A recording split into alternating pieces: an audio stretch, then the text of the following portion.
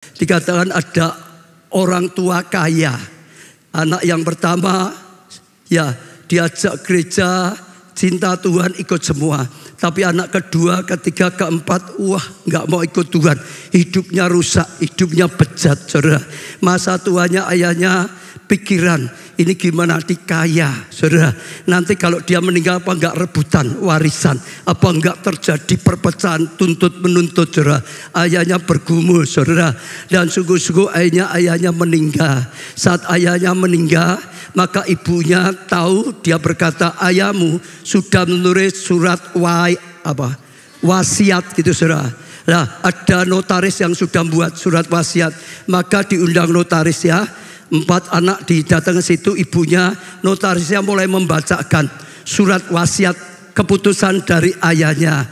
Ayahnya berkata, setelah aku meninggal, anak yang paling kecil keempat dapat 33% dari warisannya. Anaknya yang ketiga dapat 33% dari kekayaannya.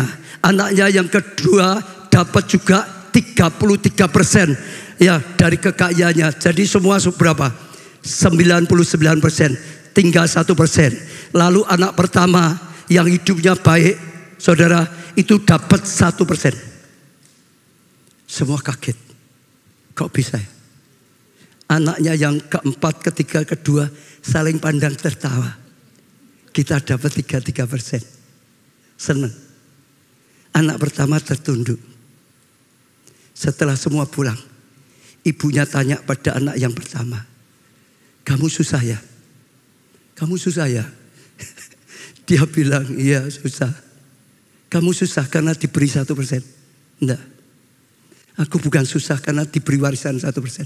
Aku susah karena papaku yang sangat baik, yang menuntun aku pada Yesus, yang menemukan aku pada Yesus. Sehingga dalam segala keadaan ada Yesus yang memimpin aku, yang menuntun aku. Papaku terus membimbing aku. Aku kehilangan papaku karena papaku meninggal. Aku sedih karena papaku sudah meninggal.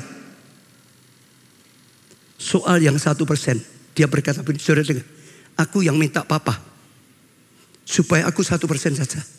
Yang lain 33% atau sepertiga. Sebab nanti kalau yang lain, kalau yang nomor 1, anak yang paling dikasih papanya ini diberi banyak, orang lain sudah mikir, pasti besok warisannya dia lebih banyak, pasti papa gak adil, pasti ya seperti itu. Mungkin akan berontak, akan marah, mungkin akan tuntut, saudara. Jadi pertempuran. Maka dia berkata, papa, aku 1% aja, yang lain 33. Papanya nangis, kenapa? Ya biar nanti gak terjadi pertengkaran. Dia yang ngalah. Dan benar, yang 33 itu enggak tuntut lagi, bisa nerima dengan baik, sukacita, keluarga tetap rukun. Dia 1%, dia bilang enggak masalah, berkat itu dari Tuhan.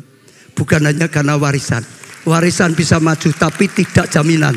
Kepandaian bisa maju, tidak jaminan. Roma, modal bisa maju, tapi tidak jaminan. Kedudukan bisa maju, tidak jaminan. Yang pasti jaminan adalah saat seorang berkenan pada Tuhan, diberkati oleh Tuhan, dipegang oleh Tuhan, pasti berhasil. Dengan saudara, mengalah itu bukan kalah, kekasihnya Allah. Itu justru punya mentalitas yang mulia.